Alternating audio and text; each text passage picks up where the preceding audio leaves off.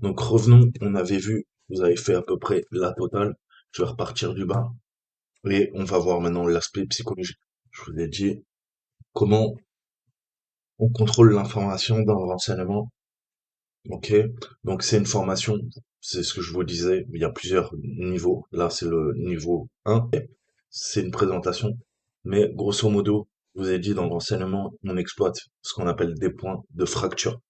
On va mettre en tension, en fait, via des choses, ok, qui sont clivantes ou qui réunissent. Ok. Je peux faire quoi? Pour pousser un groupe ensemble, je peux les regrouper et leur dire, écoute, je sais que tu te bats pour le droit des femmes ou pour le droit des hommes, ok, avec un grand H. Moi aussi, je partage la même idéologie, j'ai les mêmes croyances. Ça va nous réunir, ok. Ou ça peut être aussi un groupe terroriste qui partage la même idéologie, les mêmes croyances, et qui vont se regrouper pour aller faire le djihad. Mais il peut y avoir aussi, si on veut diviser, hein, diviser et conquérir, c'est le principe comme en mathématiques. En fait, diviser pour mieux régner. Ok? Et ça tous les jours. C'est invisible pour vous parce que vous connaissez pas encore ces techniques. Mais si vous apprenez l'histoire, vous verrez. Et je vous mettrai plein de vidéos. Allez regarder les sources dans la description de celle-ci pour mieux comprendre en fait ce qu'on appelle la guerre de l'invisible. Ça, vous le verrez pas. En tant que civil, on vous l'apprend pas. Donc vous allez voir, je vais me baser sur Gantz, un universitaire, un historien suisse qui a travaillé sur le réseau Gladio, les armées de l'ombre. Je vous mettrai une série de 13 vidéos qui font 5 minutes. Ça devrait vous ouvrir un peu les yeux. Parce que c'est des sujets qui sont méconnus par le grand public. Donc, à l'inverse, si je veux diviser un groupe, faire de ce qu'on appelle de l'opposition contrôlée, je vais infiltrer un groupe qui, par exemple, se bat contre le nucléaire, mais moi, je suis la France et j'ai besoin de continuer de faire péter des bombes dans le Pacifique ou en Algérie, dans le Sahara. Et je vais infiltrer ces groupes, je vais envoyer des agents, ok? Je vais essayer de les détourner via des techniques MICE. Je vais essayer de corrompre le groupe, je vais essayer de les empêcher d'arriver à leur but. Je vais utiliser des biais pour les manipuler. Il faut que ça soit des facteurs clivants. Ok? Un groupe solidaire, on va le détruire. On va monter les gens les uns contre les autres. Et c'est des techniques, ok? On utilise, par exemple, quand il y avait la guerre en Algérie, ok?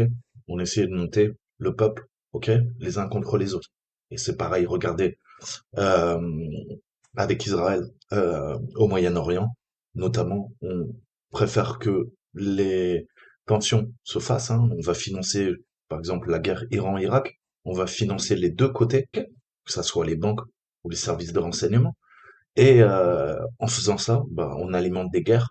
Et quand les pays arabes se font la guerre entre eux, c'est du temps perdu et de l'argent et de la puissance militaire. Ok?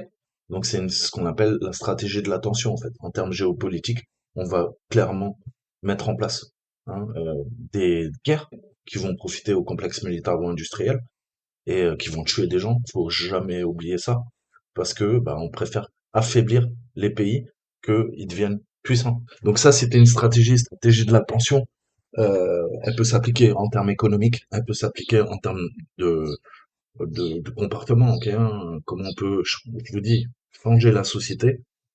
Malheureusement, ouais, mettre en place des dictateurs qui vont soutenir nos intérêts. Ok, ça peut être une façon de changer et pas pour le meilleur, pour le pire, une société. Donc, et des fois, après, on les dégage, ok. Comme on a fait avec mes pouces. Ben Laden, c'est un produit des services de renseignement. Il y a qu'à voir en Irak, ok. On a dégommé un par un tous les dictateurs qu'ils avaient mis en place.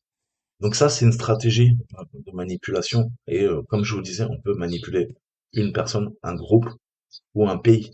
Parce que ces lignes de fracture, elles s'expriment à l'échelle d'une nation, elles s'expriment à l'échelle d'un groupe, ok, si on veut diviser ou réunir le groupe, et d'un individu, ok. Lui-même, on peut faire scission au niveau de ses croyances et le retourner, comme on dit dans le renseignement. Donc ça, c'est fait. Qu'est-ce que je peux vous parler? Donc oui, la pyramide de Maslow, ça on l'avait vu. Mais voilà, on fonctionne tous par ce qu'on appelle le mirroring, ok? C'est le mimétisme social, en fait, hein. On s'exprime avec le langage, donc ça, c'est des expressions, les yeux, les mouvements des yeux, pardon, des émotions, et le langage corporel. Et donc, par mirroring, c'est une technique, en fait, vous allez gagner la confiance des gens en utilisant le même langage qu'eux, ok? En utilisant les mêmes expressions. Ça me permet de rentrer dans le groupe, et vous pouvez abuser de cette technique pour séduire, ok? Que ça soit un homme ou une femme, via le mirroring, en fait, vous allez lui donner ce qu'elle attend. Je vous ai toujours dit au début du cours, on attend tous des choses, ok, de la part des autres. Si vous avez des gouffres affectifs, ou vous avez des besoins financiers, eh ben, on pourra vous exploiter. On aura trouvé votre faille.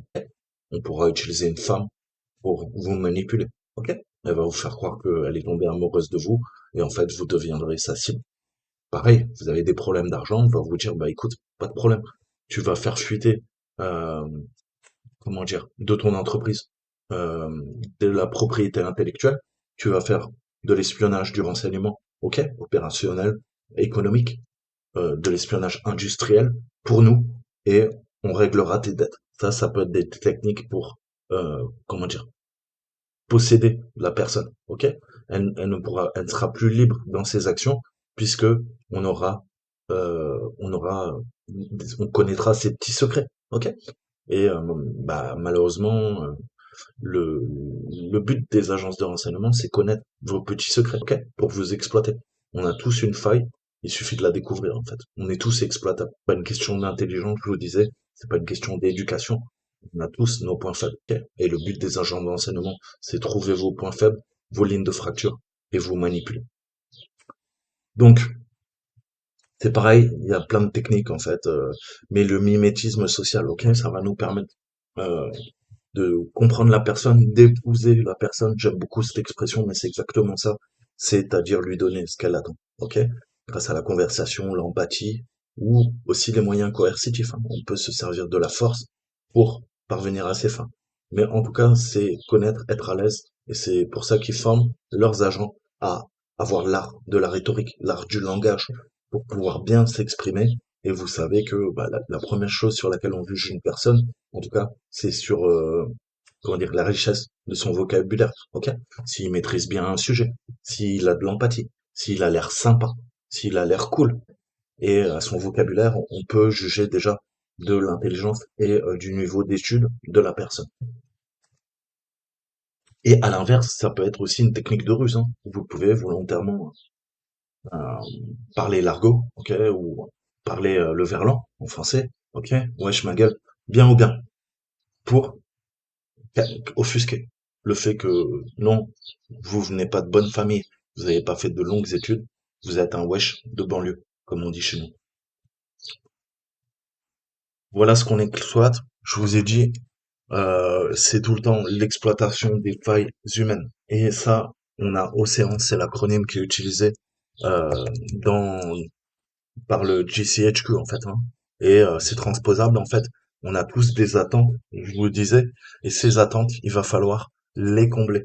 Et on a 5 composants. Donc l'openness, ça c'est l'ouverture d'esprit. En effet, on aime les gens généralement qui ont une ouverture d'esprit. Ça permettra de gagner la confiance de sa cible, paraître cool, ok? Ouvert. Donc ça, c'est la première composante. C'est le O. Donc, ensuite, on a le C, c'est notre ami contentiousness. Donc les contentieux, eh ben en effet, on peut aller au clash, ok?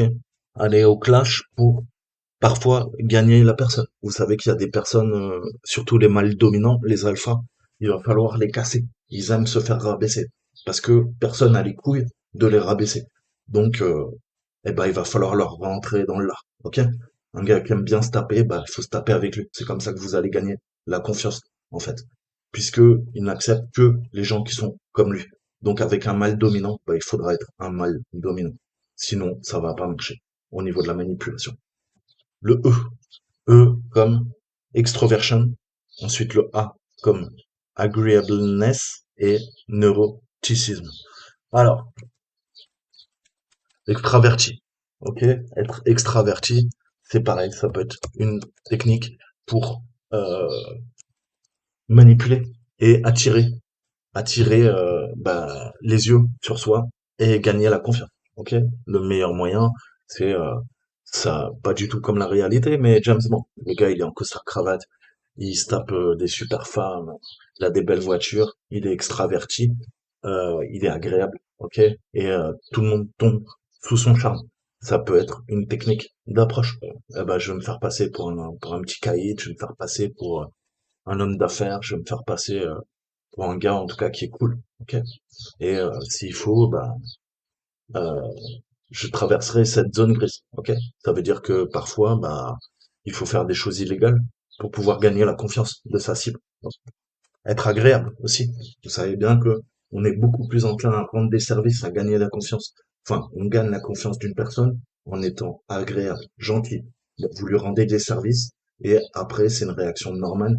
Il va avoir envie de vous rendre l'appareil, ok? Il vous doit quelque chose. Si la personne est plutôt bien équilibrée et bien éduquée, eh ben, quand on nous fait une faveur, on aime bien, après, dès qu'on peut, pouvoir la rendre. Et ensuite, on a le neuroticisme.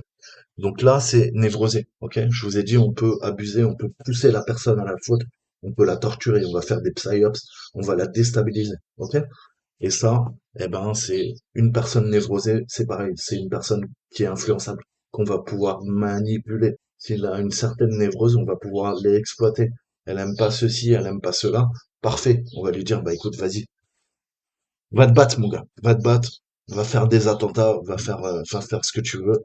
Ok? Je te donne tout le matos. Et on va créer, en fait, hein. On va créer, on va manipuler des cellules grâce à ça.